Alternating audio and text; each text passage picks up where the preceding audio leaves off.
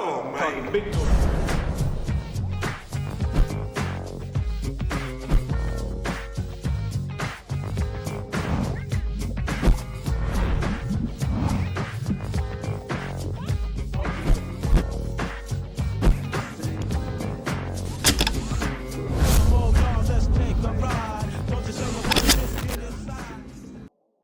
We officially on now, so right. we're gonna start with the brothers, man. I've wanted to do this for a while, man, and I've always wondered, who's the better player?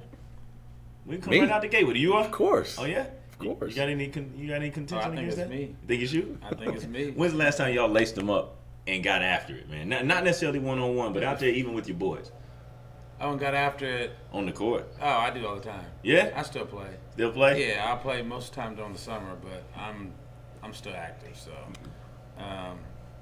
but versus each other, it's probably before I went to college. Yeah. Before he went to college, so it's been a long time. It's been a long time. It's been a long time. I don't get out there with him. I got two Achilles tears. I don't mess around with that anymore. Damn, okay. I run, but I don't go out there and play with. They're still too quick for me right now. Nah, I got you. So you said two, both feet on the same foot. Different. Yeah. Man, I tore one and then rehab, got it right, and about a year to the day I had the next surgery. Man, that's anytime I hear the word Achilles, no matter the context, I just start cringing a little bit, like god dang. Yeah. So since we're on that, I gotta stay there for a minute. Did you know exactly what happened the first time you did it? The first time I thought someone stepped on my heel. I was actually in the practice gym playing with the guys when I was assistant coach here, and I just I went to make a move. I had it, and I was like, "Who stepped on my heel?" And Coach Roth, I remember him. I was laying on the ground. He just kind of grabbed my calf and said, "You tore your Achilles," and I was like, "Nah." No the way. second time I was at Gold's Gym playing, I just pushed off to go get a steal. I actually got the steal. And I knew it. I limped myself to the car and drove myself home and scheduled surgery. Pissed. Yeah. At that point, you've done it once. You're like, all right, I know what I'm in for. I know what I got to, and it's just the mental part of going through it and getting it done. Gotcha, man. He's spoken like a true athlete right there. So talk about y'all's family dynamic growing up. Is it just the two of y'all, or you got more siblings? We have 9. So between Really? my mom had a first marriage, my dad had a first marriage, and there's 4 between them, and then 5 from Bo, Coach Wallace, and on down. He's the oldest out of our 5 from my mom and dad. So Where you fall on that? I'm the second to youngest. Yeah. Yeah. That sounds like y'all. Yeah. Was it a blast growing up having all those siblings having that much company on either side? Well, there's 3 of them are girls, so sometimes it was a blast, sometimes it wasn't. I was just happy to have a brother. I mean, he's we have 2 older brothers. One of them lived with us, but he wasn't really, he's 5 years older than me. And so, that was on my mom's side. So he was there, but he was pretty much doing kind of his own thing at that point. So I was happy to kind of have a younger brother to kind of play basketball with and go run around. And it's funny because I think all the boys are all 5 years apart. So my oldest brother and my middle brother, 5 years, and then me and him are 5 years apart. So it's kind of crazy. Man, would you say, although it sounds like y'all I can tell you have a good relationship now, has it always been good, or was it rough and rugged at some point? It's always been good. Always I been mean, good? yeah. I mean, I think for me as the older brother, I always want to try to set an example, and no matter whether if I messed up or not, I never wanted him to see it. So that's kind of how I lived that, and I always took care of him. I always made sure he was taken care of, and then, when it comes to basketball, we competed, and there's a lot of times early that he didn't like me. I mean, I wouldn't let him quit. Like there were some days and I'm 5 years older, so if I was 15 and he was 10 and we would play, I would beat him right at that stage, and then sometimes he'd get mad and want to quit, and I wouldn't let him quit. Like I wouldn't let him in the house. I'd chase him. I'd make him stay out there and take the whooping. Like we're gonna finish the game. We talk about it all the time. There's times that like I would kick his ball down the street and make him go get it. Like you're not quitting. So, but I think I hope that that probably made him tougher.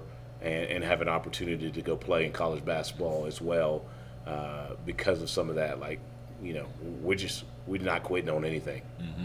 Did you ever consciously pay attention to some of the things that Bo would be doing and how he would move and consciously try to pattern yourself after him? Oh yeah, all the time. All the time? I mimicked everything he did until he left. I mean, he left when I was 13, so and that's when he went to college, and it was like, okay, now I got to figure out who I'm watching. So I'd go on YouTube, or back then I don't know if it was YouTube, but I'd watch videos and mimic other players' game. But and then he was in college. I mean, all the stuff that he did, I tried to do. I made sure I could do it, and I know I got defense from him. He was a defender, and it was like, oh shoot, that's what I'm going to do. I'm going to guard and be tough and all that. So, but I remember all the time just picking up what he did and learning from that, and then building my game onto that. So. Was it ever? He talked about the tough love, but was there ever a moment where he gave you that attaboy? You know what I mean? Let you know, hey brother, you doing good. Probably not. I don't remember. It was a long time. Probably not. Right. Just the competitor in him is not that. It's usually we're going against each other. It turns into a fight towards the end. Not a fist fight, but it's a fight. It's one of them. We're mad at each other. Or I'm mad at him, or he's mad at me. But right. And the same thing. I can play out here with these guys, and it ain't no good job. We're playing. We're going at each other, so I don't know any other way. I always love that question because I always wonder, do you win, or how do you get to that moment to where you know just how good you are at anything? When nobody tells you, hey man, you nice, or I like what you're doing here. Can y'all remember that moment, each of you, where you like, you know what, I'm pretty good at this? I think for me, you know, and a lot of kids probably go through this, is I wasn't really highly recruited out of high school. And so to have an opportunity to go to college, and, you know, I remember my coach at NEO saying, if you want to play, you got to play the point guard, which I had never played the point guard spot. You know, we had a point guard here. I kind of always played off the ball. And so, you know, I think, you know, when I started to get other people going, hey, in another year, I'm coming back to get you, or I'm going to recruit you, or I'm going to do this. And so I think for me, it was probably a little bit later, just because I didn't have that what these kids have now, and all the social media and the interest and all that. It wasn't, you know, we won a state championship and no one really was talking about anybody on our team. You know, it was just that we played together. We weren't selfish. We didn't do a lot of things like these kids do now. So, you know, I think that's just a different way. So that kind of, for me, was like, okay, I could do this. I'm better than what I think. And I think that summer after my freshman year, like, I remember going to the community center over here in BA, and I don't know if you ever played there. There was on Sunday there was runs, and I just remember, like, now people are picking me up. People wanted, you know, and these kids don't really understand it, because you lose a game, then you don't get back on the court for 2 hours, maybe 3 hours, and these kids just you just like, man, I want to play, so I got to prove myself, and I think that's just, you know, part of that is that was probably the time for me. Sounds like you were humble, but was the confidence always there? Yeah, I mean, I always had confidence that I knew what I was doing. I always felt like I was a leader. I think I get that from Mom. I still remember to this day, my mom would always tell me, like, you're going to be a leader one day. And so I think it got instilled in me that, hey, I got to be a leader, whether it's talking on the floor, whether it's doing whatever I need to do. And now I'm leading a program at the biggest school in the state of Oklahoma. So I'm just fortunate when that. So I always felt confident about myself, but sometimes you just didn't know how everybody else felt. And that matters, man. And we all want acceptance, and like from your peers, if nobody else. Can you remember your moment of arrival? I have two, and he said it, but I remember I'd always go to the community center with him, and I don't know how old he was then, but me being 5 years younger, I hardly ever got picked up.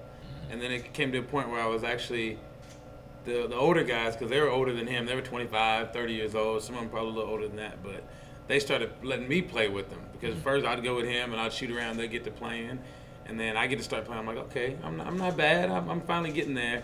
And then I guess out of junior high, but in high school, I know I went up to NEO, and after games, I'd scrimmage with a couple of his, or play one-on-one with a couple of his teammates. They weren't the best, but they were college players, and I know I beat one of them, and I was like, okay, I can do this now. So I think that's when the confidence built. And I think I was a freshman or 8th grade maybe, and we went to 5 or 3 or something like that. But I ended up beating them, and I was like, I'm getting there. So I like that, man. Who put the ball in y'all's hands in the beginning? And has it always been only basketball? Well, I can say he put the ball in my hand. I know when I was old enough, he was playing basketball, so I was out in the garage or in the front yard. If it was cold, we're in the garage doing something, but we were playing basketball from when I can remember. I don't remember when I didn't have a ball in my hand. Only hoops, huh? Only hoops. I think for me it was my dad, but my dad was a big football guy too. Mm-hmm. So I played football. I was probably better in football had I kept playing. I was probably better in football than I probably ended up being in basketball. Not that I was bad, but I mean, you know, I was pretty good. I think there was one hit that I said, yeah, I don't know if I want to do this anymore. You know, this guy. And my dad wasn't very happy with me that I decided not to play after that. But, you know, obviously we got to finish what we start, so we finished the year out. And I was just like, but I got hit pretty good, man. I think I didn't feel very good after that hit. So you remember what year that was? Or that was my 6th grade year. 6th grade year. So I didn't play 7th grade. And I didn't play 8th grade, and so I went out in 9th grade. I was like, I'm going to try this out. So I went out in 9th grade, but I went out late. And you know how that goes. I mean, as coaches, you're like, man, that kid ain't been here all summer. He's going to come now. So I really didn't get an opportunity. And so I was like, okay, I mean, I'm not even getting an opportunity. I'm not going to play football then. Because I was out there a couple of days, and I just stood on the sideline. So I was just like, yeah, I'll just focus on basketball. So that's when I really started just to focus on just basketball. It must be something about that 6th grade year, man. Because I was telling somebody else the same thing when I really wanted to play football. I'm a 5th grader, and I wanted it so bad I could taste it. But you know, Mom, she was like, wait till your 6th grade year. And I was like, man, but you know, all my buddies that playing and they giving me a bunch of crap for not playing, calling me soft, everything else. I said, no, middle school. And I'm looking at Dad like, hey man, you wanna chime in here? He was like, well, she's spoken. I said, all right, cool. So we fast forward a year later. Now it's my call, and I'm like, I think I'm all right. I think I'm gonna stay. You know what I mean? Where my bread is buttered. You know what I'm saying? But there's still a part of me that wishes I would have played, just so I can say I had the experience. Absolutely. But so, state champ, right? 97. That was your senior year, right? Correct. Listen, tell me all about that year, man. From when did you know that, hey man, we got a shot at this, and when did you guys start to turn that corner? You know what I'm saying? You know, I think probably the summer before for us is we did something that kids don't do anymore. Like AAU wasn't as big as it is now. And so if you were on an AAU team, it was the Trotters, it was the Hawks, and there was one, I can't remember the name of the third team. But so what we did is in the summer is all of our kids, we got on a team together and played at Tulsa Southern, played in the men's league. And what people don't understand, men don't like to get beat by students and kids, what they call us at the time. And I mean, we were putting up 100 points in a game. We were just going and playing free. And we didn't do that the year before. You know, that's not how we played. But I think that gave us a lot of confidence to go, hey, we can win some games. We'll make some noise. I don't think any of us really thought state champions. We just thought we were going to be really good and have a chance to play and get into the state tournament. And I think that's kind of the mindset. If we get to state tournament, you never know what can happen. But I credit a lot of it. Coach Phillips is, he's still around. I still talk to him. He comes to practices. But he is a psychology guy. And one of the things, and I tell people all the time, one of the things that I remember the most about that season, there's a couple things, but he would tell us almost every day that you guys are the best. Like, that's how we would end. And I think it got to the point where we started to believe it, like, oh, we're the best. But I think we lose our first 2 games. We go on a 10-game winning streak, and we lost that 11th game or that next game, and you would have thought the end of the world was coming. Like, we were just down. Like, couldn't believe we lost it. And it was one of those things that my best friend, he wouldn't care that I say this, has the ball at half court, kind of puts it over his head. Playing Union, he kind of tips it out. They go down and score, beat us. I think it was 1 or 2 that they end up beating us by, and we were just distraught. Like, you know, we're 11-3 or 10-3 right now, right? And we came into practice and we're thinking, man, this is gonna be brutal, because the year before we lost to Stillwater. Coach said, keep your tape on. We got back from Stillwater and we got practice. I mean, it's till 11 o'clock. You can't do that with kids anymore. But so we get back. Coach has a volleyball net set up. We play volleyball the next day. after a loss. And I think it just let us know, like, everything's all right. We took one loss. We've been playing really good. And so kind of fast forward, we have to go through some people. James Hall was one of them when we get to the playoffs. And my job was to guard him. I always had the best offensive player on the other team. Did you take pride in that? Oh, absolutely. Good. Absolutely. I can't, it drives me nuts to let these guys score on you. And so for some of these guys to get scored on, I'm like, man, is there no pride? Like, your girlfriend's up there watching. Your parents are watching. Like, you don't care. I don't want to get scored on, but James hit a fadeaway, and I guarded him pretty tough. And Coach Phillips takes me out immediately. This is a playoff game. But it was one of those things that, like, you can play harder. Even though you did a great job on that, you could play. And he never said a word. He just subbed me out, and probably 2 minutes later, he subbed me back in. But it was just one of those things.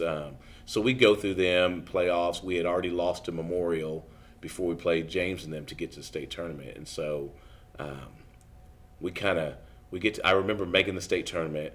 We get to the first round, and it's Midwest City. And Midwest City had a lot of dudes. Yeah. And they were really good. I think they were ranked 1. I think we came in as the lowest seeded from the east side. Through the losers bracket. Yeah, through the losers bracket. So we were ranked. They were ranked. And so we beat them.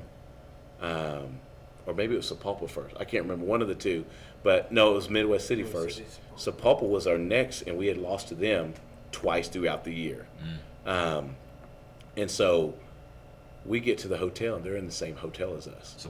Sapulpa is. Okay. And I remember Coach Phillips going, hey, go to bed at this time. They're going to take you guys for granted. They're going to be up all night. So we walked in that game going, we heard them all night long.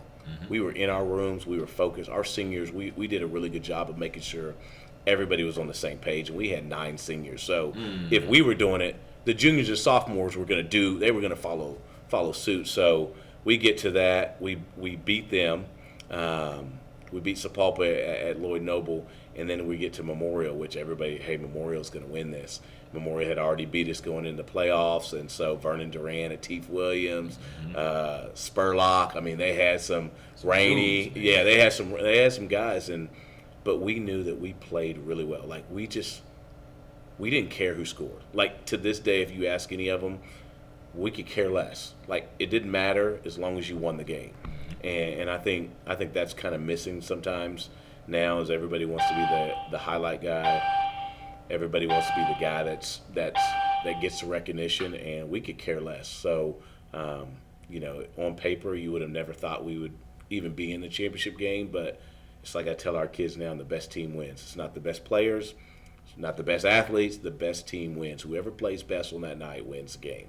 So just trying to instill that as we go, now coaching. But that's kind of how we got that, and it's the first one in history. And I tell people all the time, when I first started, I was like, man, I want to win another one, because it was about me, probably more so than anything. And now I'm like, I want these kids to win another one. Now, would it be cool to say, hey, I won one as a player and a coach? Absolutely. But that's at the same school? Yeah, at the same school. But more so than anything, for these guys to have a chance to be in that would be big, because I had a chance. Like, at East Central, I was in the state championship game, and we ended up losing to Bishop McGinnis. Man, that triangular 2 on Old Port. Oh my God! The only thing I never planned for, but it's one of those things you live and learn. And every time I see Coach, I just look at him like, man, I can't stand you, man. It was the only thing. I mean, and Porter was still our leading scorer. He was. Man. It was crazy, man. It was problem. Crazy. Yeah.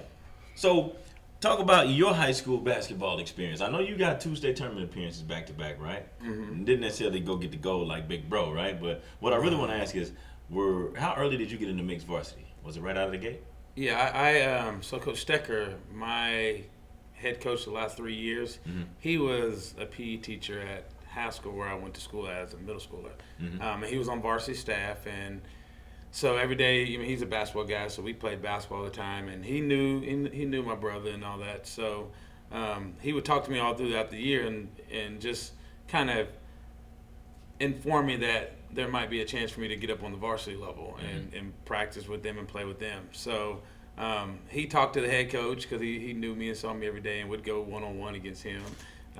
And so he got it in for me, and then I come up here and I don't start my first 3 games, play JV the first 2, and The third game, didn't play JV, didn't start, but I came off the bench. So the fourth game of my freshman year, I started after that for the rest of my career. I tell everybody, I think I only started because I could break the press by myself. I just handled the ball. I mean, we didn't have very many ball handlers on there, and the guys that actually could, there's a couple guys that were better than me as a point guard, but grades or they didn't take care of their business. So my number was called, and literally I got the ball, and my job was to get it to the other side of half court. And they'd be in the press. I didn't pass it like I teach now, just because the other guys, I mean, just how it worked. But I literally dribbled the ball to the other side of half court, passed it, and that was my job. So, but that year to me, I think that was the year that I kind of questioned, like, am I really that good? Because I felt like I wasn't very good compared to everybody else. I was trying my hardest to keep up.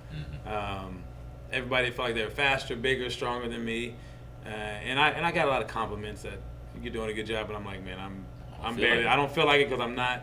In 8th grade, I was scoring at will. Here, it's like I try to score. I didn't understand angles. I didn't understand a lot of the things that I needed. I wasn't as quick with my first step that you had to be, which it helped me every year after that because every year got easier. My senior year felt like I could do anything I wanted to do on the court. So, but we went to. Don't remember I think we lost to maybe the same team twice in the playoffs. Putnam City, both times. Your junior and your senior? Junior and senior year. I believe it was them. I really remember my senior year. I don't really remember my junior one, but we lost. We're up with probably, I know we got up 9 on that game at one point, but we're up with, I think 3 points or something towards the end of the game and missed some free throws, give them a chance to win. Then we're shooting free throws with 9 seconds left on the clock. Missed the front end of a 1-on-1. Ball gets bobbled. End up getting to half court. They pick it up, go score a layup right before the buzzer goes off. And then, I mean, that was our semifinals. So we were confident because we had played Union and lost to them on a bad call. Well, you go back and watch film, but they gave them 3 free throws at the end here, and they made all free throws and beat us by 1 point. And then we lost them in triple overtime at their place. We were up 20 both games, so we were confident that we could beat them the third game. They were in the championship game. Got to do it, just get to them. Huh? Yeah, so it was rough. I know that game. I had an injury going on. Nobody knows. I didn't say much. I played, but they gave me they put my foot in the cast basically. They did their little water, dip it in the water, wrapped it around my legs. So I'm out there, and I managed, but I handled the ball. I didn't really do as much as I normally would have. Still thought we had a chance to win it, but I was hobbling on one leg trying to. Which duty? I just twisted an ankle, and then right before we got there again, twisted again. So they literally put me in my foot was double the size of I think it was my left foot, double the size of my right foot, and couldn't do I could just run straight. They got it where I can run straight. So any lateral movement, I was behind a little bit. So were you able to defend that game though? Yeah, I mean it was fine. I'm smart enough to do it. Like I didn't have to. By that year, I didn't have to be the greatest defender. I was just smart. But we also lost to a team that had probably 5 or 6 D1 players. So I know they had 2 twin brothers that went somewhere. They had Marcus Hayden that went to Kansas State. They believe his name was Gerke. One of them went to Hawaii because I played against him when I was at TU, and Gerke, and then the head coach Gibson. So there was a Gibson and Gerke, and then 2 twin brothers, the Smith brothers, that were like 6'6", 6'7". Marcus Hayden was 6 something. They had Henry's little brother there. He was a freshman. Xavier was there. So we lost to a really good team. But after the game, they all came up to us and they were like, and I see Hayden. I saw him afterwards, and some of I saw the Smith brothers. They came here to one of our showcases, and they still talk about it like, you guys should have beat us that game. Well, I know that, but you telling me but that. we did not. We didn't. I mean, we didn't. But so I mean, we had the chance. I think.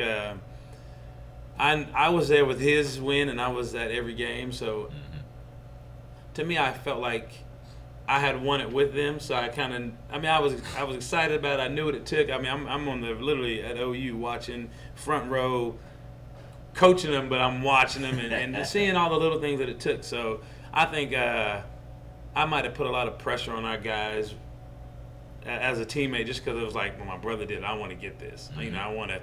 We got a better team, like individually. We got a better team individually. Not even personnel wise. Personnel probably. Yeah, we had absolutely. a great team too. We're the same. I mean, it was a lot of things like you asked earlier. A lot of things that I watched from him. I'm like, well, we're gonna do the same stuff. Like we're gonna be unselfish, and that's where my leadership came from on the basketball court. Our Coach Stecker, he jokes about it today about me making a kid cry. I don't remember it, but he wasn't doing what he was supposed to be doing, and I don't have time for it. I did not. So, but it was a lot of stuff that I learned from watching him and his group go through everything, and I mean, I knew the little things that it took, and I mean, and then you had to be lucky. We had to make free throws and had to make a couple of shots, and we didn't do that. So, yeah. But it was I think everything was successful from junior year on. We got better. 4 or 5 kids went to play college basketball for my team. So, I mean, it was just a heartbreak. I couldn't get that done, but I got high school short. You got seemed like a long the time. next level. Yeah, it went by fast. Senior year came and couldn't believe I was here, but it got erased when you go to college and you're doing other stuff, and now you got a new goal, a new chapter that you're going for. So last one on that chapter particularly. How was it as a freshman, sort of being, I don't want to say ordained, but you got quite a bit early, and I don't think that's necessarily standard. Were you able to keep your feet on the ground, and was that well received by some of your teammates who were older? Oh, they were fine. I mean, they were fine because I worked my tail off. Like I had respect from them because they knew I was going to come in there and bust my tail. And the coach didn't. I mean, I guess every coach gets on their point guard, but he wasn't easy on. We had a guy that. I mean, I know I missed practice because they had me go somewhere. I had to come back and run. So I mean, it wasn't my doing. We went to double-edged sword. We went to like a media day, and I know I came back and we had so many down and backs for every minute. So a minute you had a down and back for every minute you were gone. And I came back and before you could play the next game, and those practices were 2.5, 3 hour practices. So they gave me a couple days, but I had to run every down and back. So I mean, I think I earned it, and I mean those guys, they respect me just because of that. I came in and learned, didn't act like I was a know-it-all, and because I really didn't. I felt like I was a sponge just trying to soak everything up because I felt like I was behind.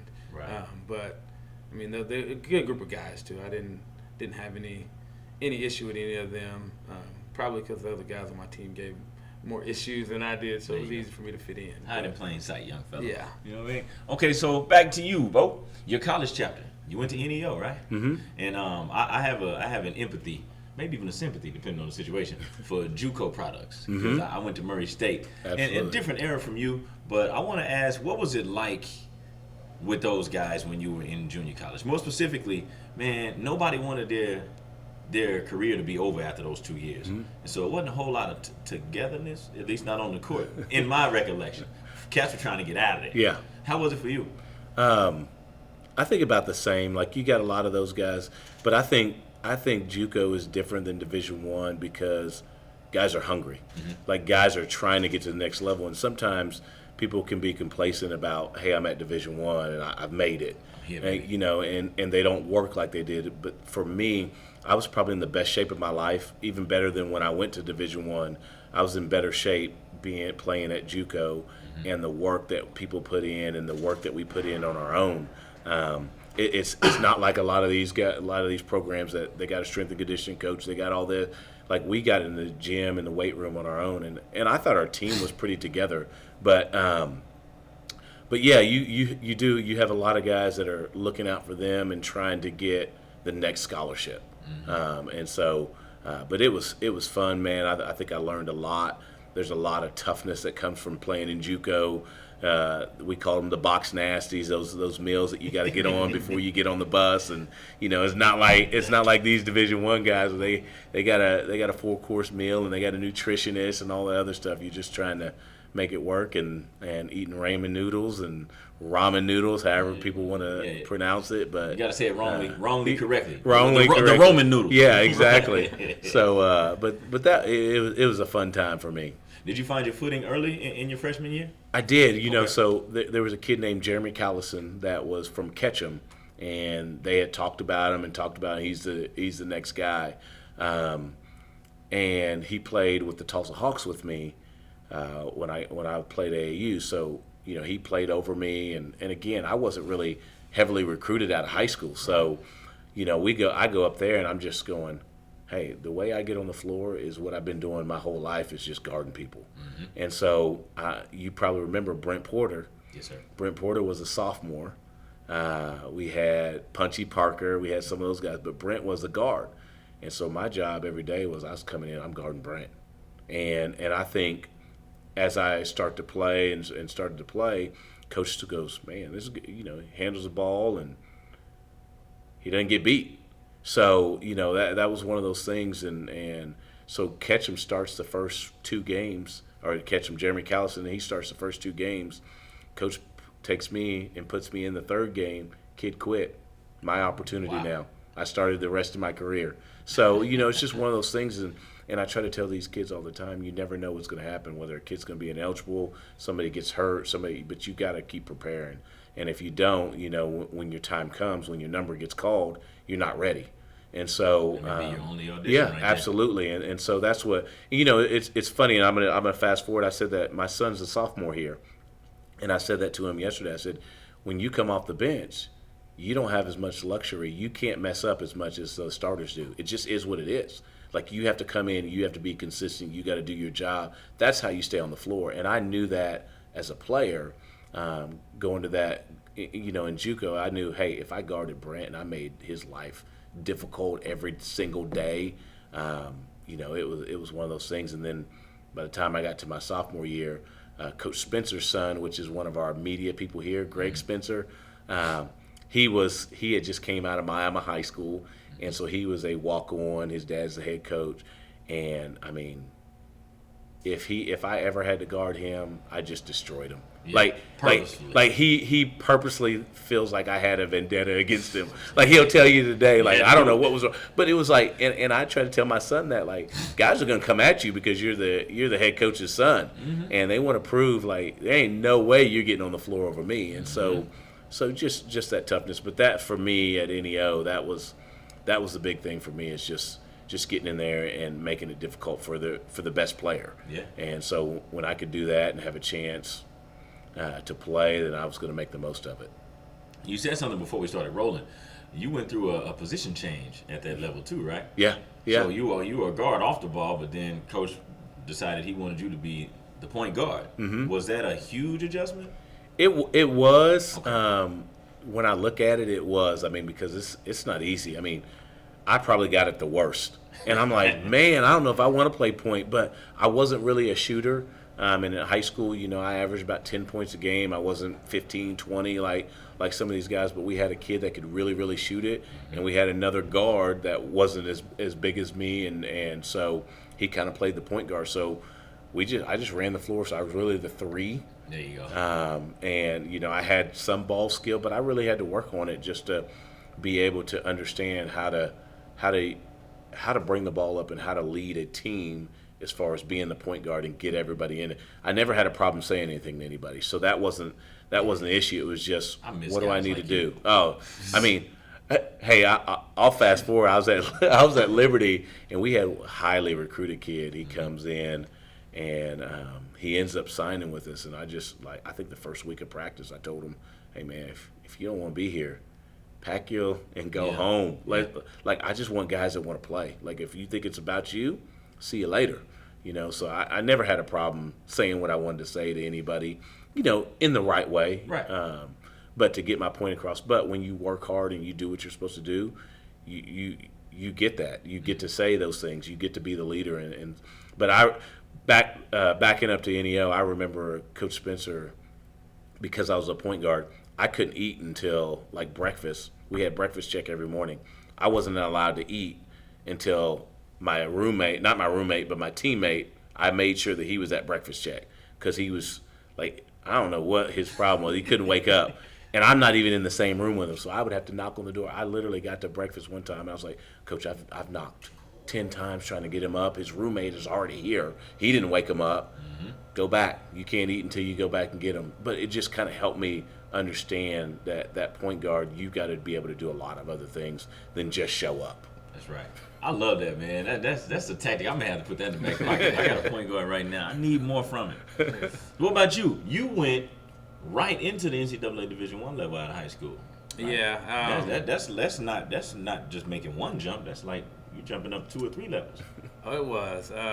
Well, I'm gonna go back to his box. What do you call that? The Box Box nasties. nasties. So, the story behind me making sure I was prepared for Division I, and my understanding was that he qualified or he didn't qualify for Division I because of freshman year or sophomore year of high school. And that was my freshman year when I learned this. And I don't know if they told me this just to get me on the right path or not. I don't know how true it was. Right. But I wasn't doing what I needed to do freshman year in high school. And the first semester, I remember we went and watched him play. So it was one of the early games. And he gave me what is that place? It's not Charlie's. Charlie's Chicken Box. Like, this is what they fed them after the game. Yeah. And he hands it to me like, here, I don't want this, you eat it. So I'm like, okay, I got food. I'm getting ready to eat it. I opened that thing up and took a bite, and it was cold and nasty. And I was like, oh, I can't do this. And to rewind before that, I went on a couple of visits with him to like TU, and they fed us and did all that stuff. And did it the right way. And I saw how they did it 2 different ways. So from that moment that I had that Charlie's Chicken Box, I was like, there's no way if I qualify to go Division I, I'm going Division I. I'm not going, or if I get a scholarship, I'm making sure my grades are there where I go Division I. So from then on, I was locked in to make sure, hey, I know what I need to do to get to the Division I level. But listen, I respect that because it's like, hey, man, whatever makes it stick, it makes it stick. Yeah, it did. Cause like the bus rides, I went in his dorm room. Oh man. Oh man, all that stuff helped me, and I can't do go this. to that. But the Charlie's Chicken was the best part of the meal. Yeah. Because that was after the game. The box nasties was what we got when we got on the bus. That To was when your we had to fuel. travel. That was Yeah. like, it was just in a little white box with a sandwich that I don't know who made. I'm glad I don't know now. With maybe some chips and a drink or a Capri Sun, maybe. Yeah. I don't know what we had, but those were our box nasties. That was actually good food. It was just cold. Oh, See? I It just was saw better. The difference. I saw the difference. So, but freshman year, I think I made a mistake going into my freshman year. I've watched TU play for probably 4 or 5 years before that. I remember Eric Coley and Tony Hurd and Harrington and David Shelton. All those guys are the guys that kind of made me want to go to Tulsa. So I knew being close to home and my parents were here, getting older, that I wasn't going to try to have them travel as much because I saw that they struggled getting to some of his games out there. So I knew if I got something from ORU or TU or something in the state that I would probably take it. But my love for watching TU and how they play basketball, I watched those guys, and I went in with a respect for them that I think I went in there and didn't go at them. I went in there and I gave them too much respect and went in there and kind of was like, well, these guys are here. They're, they're a bunch of seniors. I mean, you got Swanson and Reed and Parker and all them Parker. guys. Well, Parker was a sophomore then, but you had Ledoux and Charlie Davis. So you have all these guys that are seniors, Kevin Johnson, that went to the tournament a year before. Some of these guys were on the Elite 8 team that they went to. So I went in there with a lot of respect and just kind of like, well, I'm just going to wait my turn. Right. One year and then they're gone. And then I can get the position I need to and fight for it. So, but after that, I went in there and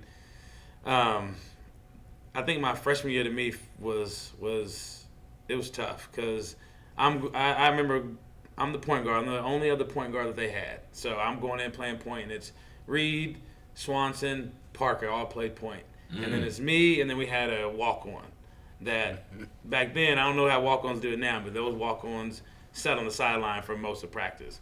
So I'm playing, and I go out there, and I think I'm guarding Reed first.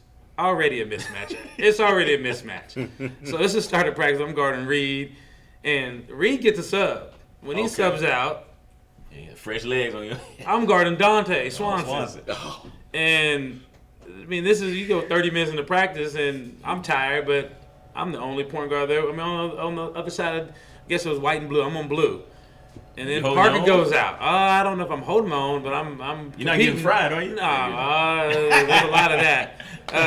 But then I go and get Parker. Yeah. So I'm going back to back, and Parker's the one that he just tortured me because he was score first mentality back then. Like the other ones are gonna run it. Parker's gonna come in, and you know when he's in there, he's shooting it. But Parker was so smart that, and I think Parker was one of those that I'm not about to let one of these young kids come in here, and we're close to age. It's like, hey, I'm not about to let him. So every time Parker was guarding me, we call a play. He just cheated the play, and I'm trying to run the play as a point guard, and that ain't the play because he cheated the play, and he's taking away pass and all that. So he made it worse for me because I'm dead tired.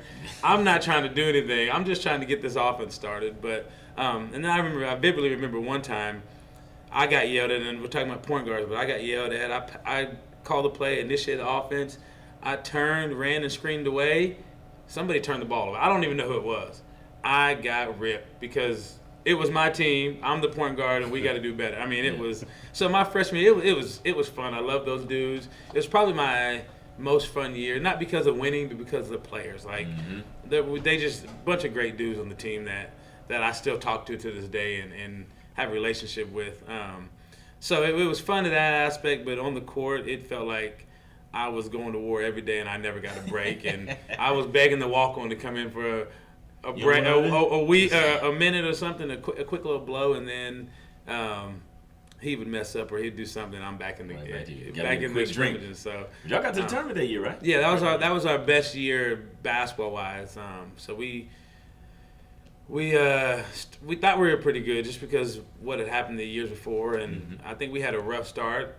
We ended up losing 10 games on the season, but early on we lost more than we should have early. And then finally got it together. We had a dismissal of that's when Reed got dismissed from the team. So now I'm the third string point guard, and I mean I think I got a few more minutes because he wasn't there because I was talking about walking on and whatnot until he got dismissed. So then after that I decided to stay and play and not do a walk on. Redshirt, you mean? Yeah, redshirt year. Sorry, redshirt year. But we get to the tournament and I get in the first game, which is pretty cool. I didn't play. I played here and there. Just depend on the moment. If they played bad enough, I win in the game. There you go. Like if somebody got in foul trouble, I may have won in the game. I probably averaged 6 or 8 minutes when I did play. But we played Davis and I got in and played that game. Played probably 3 or 4 minutes, and then the second game. So we're playing Wisconsin, and I know Harris was, I think, a freshman that year. That's when Devin Harris, maybe he was a freshman. We're up the whole game. Like we thought we could win. Those guys, like I said, the seniors that we had were confident. They won big games already, so it wasn't anything new to them to be in a game like that. But we're playing, and we're in charge of the whole game, up the whole game, and we end up losing on a buzzer beater 3 to a kid that was probably the worst 3-point shooter on their team. Right. And that, we thought, I think less than a minute, I'm like, we're going to Sweet 16. This, it's gonna be pretty cool. And then a couple of fouls, we missed a free throw, and they hit the 3, changes the whole game and whatnot. But that was our best basketball year, and I think the next couple years we struggled because we had guys that were on scholarship, were with us, and then when the coaches left, we lost 3 or 4 guys, like big guys that were. I want to say Jack Ingram, but Jack Ingram he quit, but we had one that went to Illinois with Self that would have been a senior in my sophomore year and helping us out. But we lost 3 or 4 of them that were supposed to be legit players, and they had been through the system, but they just left with the coach. So it felt like a rebuilding year. The next 2 years, just because we had a couple good guards here, a couple other players here, but we were losing our size, so we just got destroyed and out rebounded and all the little things that you need to do to be able to compete. We couldn't do that at that level. We got last minute recruits in and signed them just because we needed bodies. So, but then my senior year, we got a coaching change, and Doug Wojcik came in, and it was different because he was. We definitely talked about this a couple years ago. Yeah, he was on a different level. It was different. Like his intensity level was off the chart. Mm-hmm. I mean, he was a cusser at you and a screamer, and he'd get in your face and do all those type of things that those coaches do. So for me, it was okay with me just because I'm like, I got 1 year left. I'm a senior. I've been through a lot of the ringer, but he came in and got rid of, I think, 8 players that we had. So we got rid of 8 players just because he didn't think they were going to do what they were supposed to do. Some of them had failed class. Some of them he thought were just not taking care of other business, and he got rid of them. So that year we were better than our record looked, but we had a lot of young guys that we were playing with. I think it was me and one other kid we had 2 seniors left. So he got rid of seniors, he got rid of juniors, got rid of freshmen. He came in just to clean house. So me and another seniors, we were there, and I thought we had a good year. We were competitive, we grew, we did all this stuff, but you have 4, 5, 6 freshmen that are playing. You get to those crunch time games, and we just didn't pull through because our experience wasn't there. But I enjoyed the career. I enjoyed my family being able to stay here and watch me play. The losing was tough, but being in coaching, it gave me a different perspective, because where I get a lot of stuff that I say is from those 2 years that we got destroyed. But and they'll hear me in practice a lot say winning plays and losing plays. And I say that a lot because I'm like, I've been on this team that we didn't do this, and so I call them losing plays. And then on the teams where we were really good, and even my freshman year, when we turned it around, we started doing some of this stuff. So I'm really big. My coaching comes from a lot of the aspects that I talk about are from my experiences at Tulsa and whatnot. Just seeing, hey, we're competing at the highest level. We don't do some of these things, you get beat. And I thought my senior year, I'm like, we were a good team, we got better, but we just didn't make those winning plays that we needed to make to have a competitive senior year. So be like that. What about your junior year? After you leave NEO, the next chapter, man, what did that look like? So I go out to Virginia, which is where Liberty is. Ooh-wee. Long ways away from home. Yeah, it is. And I mean, it was good. I was happy. I was like, hey, I got a chance to go play Division I, and just the way we've grown up with all of us kids, like it's okay to not be around them all day long. So the distance didn't really bother me at all, and some people do, and I'm like, you're only a half a day away from anywhere. Like, I drive back in 12 hours and be home. So, it's half a day. That's a hell of a perspective, man. Yeah, I mean, it really is. You can get, especially if you're in Oklahoma, you can pretty much get East Coast or West Coast pretty quick. So anyway, but it was, it was good. I mean, we had a coach that had been there for a couple years, and I knew I was going to have a chance to play right away. So I ended up getting to start for 2 years there, learned a lot, met some cool people, had a chance to make the tournament our junior year. I thought we should have made it a call that wasn't made, and we don't get to make it. So just one of those things. And but it was overall it was a good experience to say I got to go to the East Coast and do that. The crazy thing is the Zags called the day I signed with Liberty. My JUCO coach, I'm like, I wish you would have just kept that to yourself. But so they called, and I think they probably missed. And I know that how the business goes now, but they probably missed out on a couple kids and looked at my stats from NEO and was like, hey, it's a JUCO kid. We need a junior that can come in, whether it was backup or whether it was starting. I don't know what their thought process was, but they at least called, and I was like, man. And I had an opportunity to go some other schools, and I just felt like that was the best fit for me at the moment. I really probably I would have went to ORU had I had that opportunity, and I think that was when Coach Self left, and we had already talked. So my high school coach is good friends with Coach Self, and actually was on his staff at TU. So we had that conversation going, and then it didn't work out. So I ended up going out there, and it was really good. But that's where I kind of go back and forth. It's like I really felt like I was challenged more at the JUCO level than I was at the Division I level, as far as physicality and getting better and all that other stuff. And you got a lot of guys that were just kind of content. But from Liberty, I got to go to Europe. We got to go to European go. tour, so I got to go to Buckingham Palace and Anne Frank's house, and to Amsterdam and had an actual Belgian waffle, and it's just so there's a lot of things. I got to play at NC State on that court. I got to go to Baylor and play them. I got to go to the Air Force Academy. So there's a lot of things that I got to do that basketball allowed me to do that most kids won't ever get a chance to do. And I think for me, like, we're going to Florida this year. We went to Phoenix last year, went to Florida a couple years ago before that. And I just look at it as some of these kids are probably in the same boat as I was. Mm-hmm. And we were never going to make those vacation or those trips with 9 people or 8 people in the house on a daily basis. We weren't going to be able to afford to do that. So if we can find a way to experience some different things with our kids now that they might not have an opportunity to do, for me, that's what it's about. From a purely, maybe not a physical standpoint, but from a mental maturation standpoint, your brother mentioned the fact that maybe you weren't a qualifier coming out of high school. Mm-hmm. Do you think it was better that you went Division I from junior college rather than had you gone in straight as a true freshman? Well, and I don't even know if I wasn't a qualifier because, again, I wasn't really recruited to look at that and the ACT scores and to really, I didn't have the information to even really know. I mean, I wasn't a bad student at all, but I think, for me, obviously JUCO was a better thing. But if I could go back, obviously you'd love to go Division I out of high school if you can. And I tell people all the time is like, if you redshirt coming out, there's not a problem with that.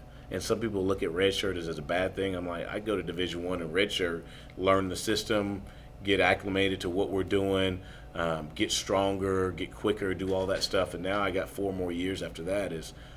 Sounds like a good plan, especially now with NIL deals. You get paid even more. Mm-hmm. and if getting your degree is big to you, you're gonna do that and then some. Absolutely, I definitely looked at it as a slap in the face whenever I was looking down the barrel of possibility being a red shirt. I'm like, man, I ain't doing that. Yep. But now I'm thinking, what a goof. Yeah. You know what I mean? That wasn't the good stuff. So I know you got some place to be, so we'll expedite the process a little bit. Let's talk about your coaching career, man. When did you decide that you wanted to get in coaching, and who gave you your first break into the business? I knew out of college that I wanted to stay around basketball. So my choices were: do I get into reffing, or do I get into coaching? I still haven't come around to reffing yet. And maybe one day. I watched a little more basketball after I thought that, and I knew I wasn't going to ref. So right when I graduated, Coach Terry Scott, he'd call me or message me or whatever, and meet up with me, and he's asked me to come out there and help him. So I turned him down the first year because I was still in school. I was done with basketball in March, but I didn't graduate till December. So I turned him down, and I was like, no, I'm not ready. You remember? 2006. So man, is that whenever you got? Season. Yeah, I know. But I just just had a kid, so everything was different. I was like, I don't know, I'm not sure yet. So I went through that whole year, and then we get back to the next year about the same time, right whenever the summer's ending, and he's telling me he's down to coach and needs somebody. So I told him I'd come out there and help him out. So he got me into it. Was out there 1 year with him. The last year at Central, matter of fact. So it was a good experience. I mean, it was fun. I got to do freshman, JV, and then help him with varsity. So he threw me to the fire and said, go figure it out. So I think that was the best thing for me in that aspect. Yeah.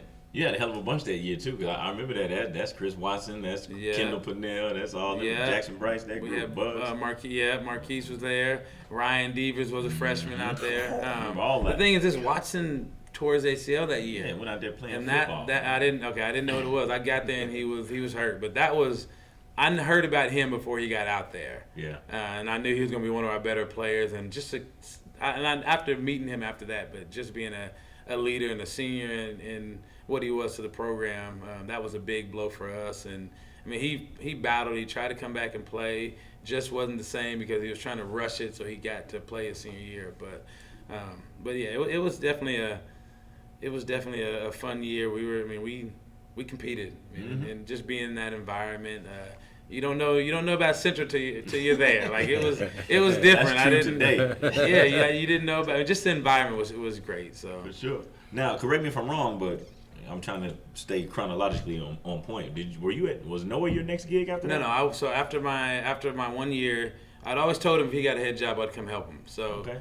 Did he bless that? No, I'm just messing with you. Of course, I think so. Yes. No. Yeah. He so that next year after we finished with Central, he got the head job at East Central. So I don't know when it was, but that's when I had to tell Coach Scott. And I think it might have been before Coach Scott knew he wasn't coming back. But it just kind of worked out then. Yeah, so I think over the summer Coach Scott was still messing around with Central and doing what he was doing, and he got the job. So I'm like, hey, it's family, man. I got to go. So I was with him for 3 seasons, and going into the 4th season was when I got a call from Contact at Noah, and they wanted me to come out there and coach their program and stuff. And I didn't know what it was. It was just one of those ones that part of me was kind of ready to see if I could do it and not.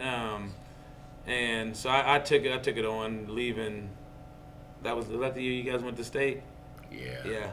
So every game I came back and I'm on the sideline like trying to coach from the side, just because I felt like I was still a part of Eastern. I was there for 3 years. Those guys were freshmen all the way to seniors. I know I had Caleb Porter because he didn't play varsity the year I was there. He was on JV, so just rooting for him, and then his family. So for sure. So I mean, it was when we were in the gym together and I wasn't playing against him. I was rooting for him, and I was over there.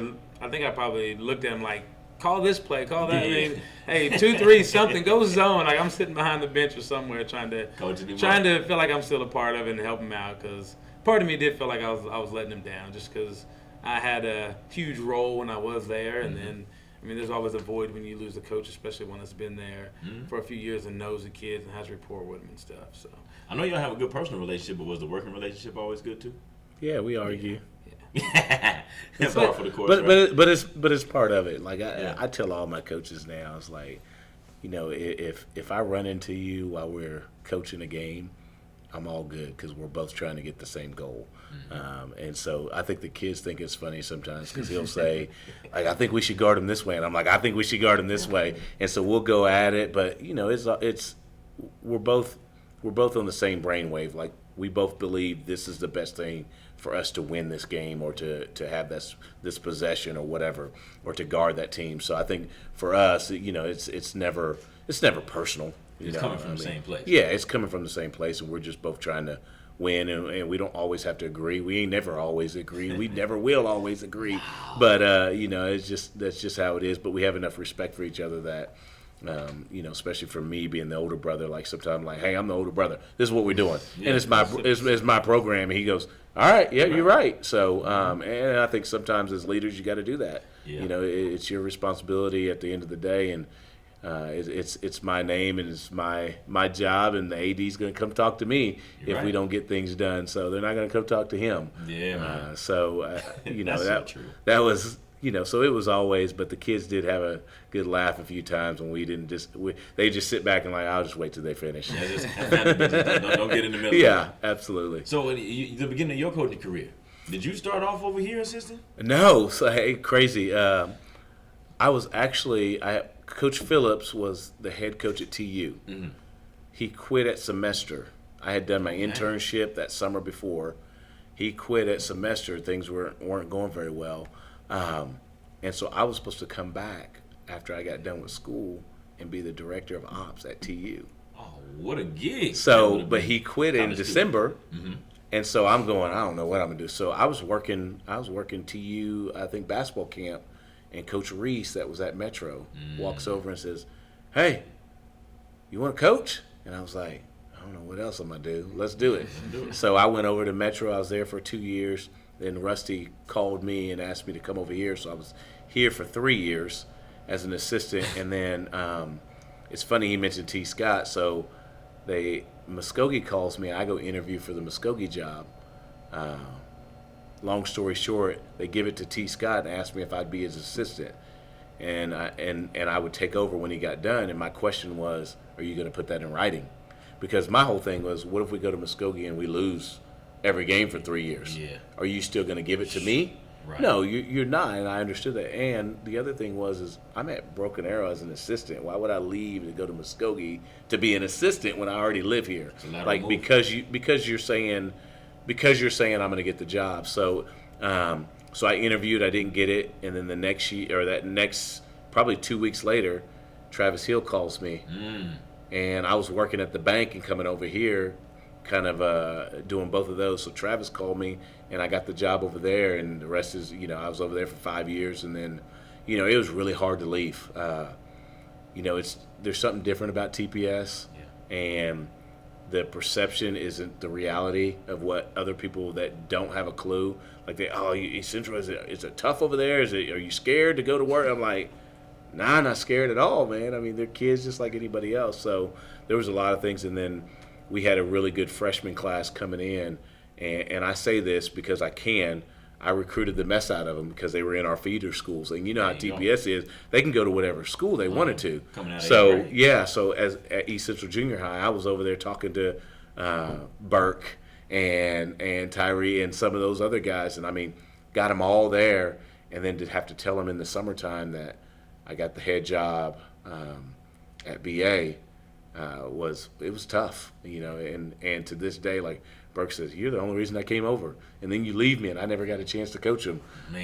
So those are it was. But when I came over here, and a lot of people don't know this, they offered me the assistant coaching job with Rusty. I was gonna be the assistant coach, and I was gonna be the head coach in waiting because they were gonna have him resign the next year, and some stuff happened with the OSSA and the football, and he was already one of the ADs, and he had to take a bigger role. And so within like 3 weeks of me coming over here as an assistant, I was the head. So I never came over as the assistant. I always went right to the head coach. So divine order, right? Yeah, there, and I think he won't say this out loud. I think they knew that that's what they were going to do, but sometimes the way you have to do it and to hire within, you don't have to open it up. So it was an easier way to do that. They won't ever say that, and that's fine. That's just my conspiracy. That's my conspiracy theory. But it is what it is. My professor always told me in college, like, if you get a job because of your race or your ethnicity or whatever, then you take it and you go do the best job with it. So I was fortunate to be in that situation. But had I never left to go to East Central, I don't think I'd have the opportunity to be here. Got you. Got another thing I want to hit you with before I pivot back to baby bro over here. So I read something that I didn't even know, and I just read this morning. So you've gotten 2 region coach of the year in 5 years, out of 5 seasons, 2 out of 5, something like that. You're getting busy, man. I've gotten 2 here and 1 at East Central. Man. Won. So so in the last 5 years, I've won 2 of those. And then I just wanted to make sure I was semi in the ballpark on that. Now the other piece, we talk about it a lot off the camera and off the mics. Talk about the rigors of competing in the Frontier Valley Conference. Oh man! Like there are no nights off. No. And a lot of regular season tournaments, a handful of y'all conference opponents are in. So we're talking about playing guys 3, 4, sometimes maybe 5 times a year. Yeah. And somebody good in Class 6A doesn't make the state tournament every year. Right. How is it, man, being among all of that? Well, it makes you have to do your job, Oh, yeah. and I think you got to be prepared. And I think for me, it's why I try to hire good coaches. I tell people all the time, there's not another staff that I know of in the state of Oklahoma that has 5 guys that played at the collegiate level. Whether it's 1 guy that played college football, 3 guys that played college basketball. We got another coach that did soccer, and so we just try to make sure that we have all our P's and Q's, that we're on those things, because it is a tough conference, and I think we have really good coaches in our conference that do a really good job and make you have to work night in and night out. And I was actually telling someone the other day had Trent Pierce stayed, like if you look at offers, this would have been the first year that I remember that we have 5 Division I offers, Power 5 Division I offers in our conference. Because Trent Pierce would have been the one at Union, Montanati at Owasso, Parker at Bixby, Bartlesville, Castillo, and then my guy. So you think about, let's just say it's Sapulpa, for instance. Every night they're playing a Power 5 guy. And I think, even without Trent being at Union, they're still like, I think Dalen is a Power 5 athlete. Like, and Cedric is starting to get looks from Power 5 schools. So, night in and night out, you better be ready to play because you're facing a guy that can play. And then not just that guy, there's other guys. Like, I think we have a couple other kids that I think are going to be really special. I think DJ is another kid that's going to be a Power 5 kid by the time it's said and done, as a sophomore for us right now. So, it's just one of those things, and you mentioned about the tournament is we're in the Shawnee tournament. We've been in it a couple of years. Jinx Union tournament's not happening this year. So guess who gets in the Shawnee? Jinx and Union.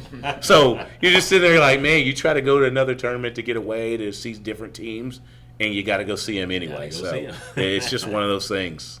Does it ever get to the point to where it's like, you know what? I'm going to throw this whiteboard aside. Listen, this is the 5th time we played them. You know what I mean? What can I teach you guys that we don't already know, man? Absolutely not. Never? No, I think there's always times you can learn. And I think one of the fun things that we started doing is we kind of play for steak dinners. So we have like every first scrimmage that we go on a road trip, I put names in a hat. We pull them out. That's who your scout is. So whoever wins, the top two the bottom 3 have to buy the top 2 a steak dinner. So we just kind of keep a record on who wins scouts and all that other stuff, and it kind of makes it competitive. But in the last 2 years, we've kind of teamed up. So if he had Booker T, it might be another guy that had Booker T last year that we kind of team him up. He's in charge of that scout, but they kind of work together to make sure that we get all the information. And so we're looking at stuff from 2-3 years ago, like what are they running, what are they doing, that kid. So finally that kid is funneled out. Now what are they doing? So I think every game is different, and if you're not making adjustments, you're in trouble. So there's no way that we can just throw that whiteboard aside because Booker T's going to make adjustments, so Wallace is. I mean, Sand Spring, like you go through everybody in our conference that we're going to play, they all do a great job, and they're all going to make an adjustment to take something away from us, and we have to figure out what are they going to try to take away from us and what we're going to try to take away from them and what's our advantages. And that's one of the things I talk to our kids about the most is I say, what's our advantage every single possession? Like, is it throwing it inside? Is it dribble drive? Is it shooting the 3? And we have to do a good job of finding out what our advantage is against the other team. Spoken like a true coach right there, man. Okay, so let's wrap up your coaching chapter. After you left Noah, after how long? So I was at Noah for 4 years. 4? I was thinking 3. I'm glad you said me straight. Okay. Yeah. Did you take it? Were you able to take what you learned from there before you went to, as you went to the college level? Because that was the next chapter, right? Oh, absolutely. Absolutely. I think what I learned from, and I mean, it's helped me even here, but when you're the head coach, it's all on you. It's a lot. It's a lot of things that are different, and that's why when we talk about, any suggestion that pops in my head, I say it to him. And what I like to say is he's either gonna say yes or no. He's either going to say, yes, I like it, or no. And simple as that. But I learned, just because you have to make that decision, but I remember at Noah, I'm sitting there and I'm like, should I do this? Should I do that? Should I do? And I'm always thinking, like, should we go to a zone? 2-3 zone, 3-2. And then what helped me was one of my coaches or a couple of coaches were like, hey, let's try this. I'm like, I was thinking the same thing. Like, so if we're all on the same page, we see that same situation and we're trying to adjust to it. So that's why I always, with him, I just say, hey, what do you think about this? And if he says yeah, maybe he'll think about it. If he says no, maybe he wasn't thinking about it. Like, no big deal. But it helps you it helped me to be a better assistant because I understood the roles of a head coach. I understood everything that went into the roles of a head coach. So I know when I got to ORU, it was like, I mean, I just go, let me focus on being the best assistant. Because I know I had years where I had really good assistants. Then I had years where not so much. I was struggling. Like my first year, I think one of my best friends came out there and helped me, but he wasn't really a coach. He was just my best friend coming out there to help me. Then the second year, not as much. And the third and fourth year, I had another guy that came in and helped me out. But it was huge to have guys that that you trust and you know that they're thinking the same stuff that you are, or they're, like you said, trying to figure out the best way to win a game. But, for sure. When you got to ORU, you were an assistant on the women's staff, right? Yes. Before you became the director of operations? Yeah. Was an assistant. I came in as And it didn't really matter to me, but I was always told, hey, you're my second assistant, which I didn't. I mean, it didn't matter. I'm an assistant. I'm going to do what I'm here to do. And then just family stuff and trying to stay closer to home. I switched into a different role where now I'm not traveling and going recruiting and doing all the stuff that you have to do over the summer. So is that intentional? That yeah, I mean, it was just talking, just stuff that went on with family and talking to the head coach. And the best decision just for me personally was that.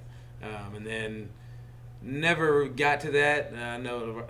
Never really got to doing that because that August is when I stepped away and more for the personal reasons, just stepped away and decided not to be in the college role and doing all that just so I can be home and then do stuff with the family and not miss as much stuff as I was doing. But I mean, it didn't really feel like I did much ops because by the time I got there, it was all done.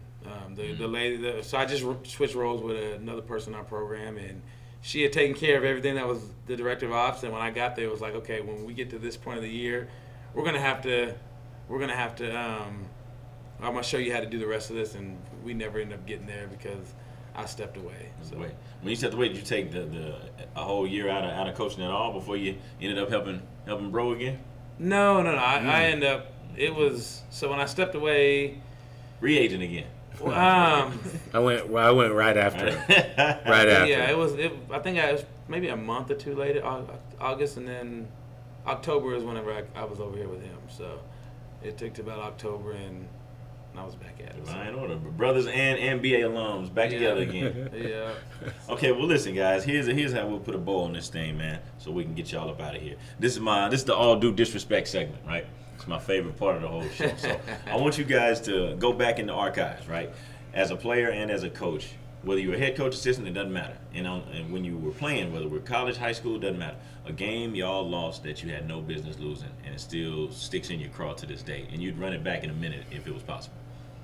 Which game is that? We had no business losing. Ooh. I think mine would be. I want to say we lost to Ponca City. If we didn't lose, it felt like we lost. But our head coach was not there. He was sick or something. So our assistant coach, Coach Roger Roth, the one he was talking about, was there when he tore his Achilles. He took over and was the head coach, the interim head coach that day for us, and we went out there and just stunk it up. Stunk it up. Everybody did from A to Z. We stunk it up, and I didn't realize it then, but now you look back and go, this was his one opportunity. He was able to be our head coach, and we went out there and played Ponca City, which had no business beating. I mean, we probably played him again and beat him by 20, 30 points. Easily. So we went out there and just stunk it up, dropped the ball, and fired him up. He was hot. He was mad at us for a little bit, but now I'm older, I'm more mature. I understand why, because had him looking bad. Yeah, he went out there and it's like, this is my one chance that I get to do this, and you guys don't come to play. So, man, what about you, Coach? I would say the state championship game. Okay. Against McGinnis, and I mean it just eats me because we were 2 for 20 from the 3-point line, and they ran a triangle and two. Yeah. They had 3 guys versus 4 the whole game, and we shoot 2 for 20. Like those guys wouldn't shoot 2 for 20 in 10 games total if they had that wide open of shots, and we just couldn't. I remember going to bed at 3 a.m. I texted the assistant coach at the time and said they can't beat us. Like, they can't zone us, they can't guard us man, they can't press us. Like, we were pretty good. And I was like, they can't beat us. And I never had thought about a triangle and two on my best player. I mean, you remember it. He's on the other side of the floor by himself, and they got 2 guys standing with him. And we go 2 for 20 from the 3-point line for that game. And I mean, and you just deserve to lose. You don't make wide open shots, and it wasn't like we didn't have decent players shooting it. Oh yeah. You know, I mean, we had the size, that's probably my most frustrated. I would never forget that one, man. Man, I always ask that question because you all have done so much good, so much positive stuff, and you would think that would just outweigh those blemishes, but those blemishes, man, they just stay up front. They stay up front. They keep you hungry. They do. Yeah. They do. So they have their place. But guys, man, I appreciate it. Thanks for the Yes, sir. hospitality. Been wanting to get y'all on for a minute, and both of y'all reminded me over the summer that I've been slacking. So much success. Well wishes moving through the season, and whenever I'm not playing, I'm gonna be paying attention to what BA's doing in the frontier, man. Absolutely. Appreciate you having us on, man. No doubt.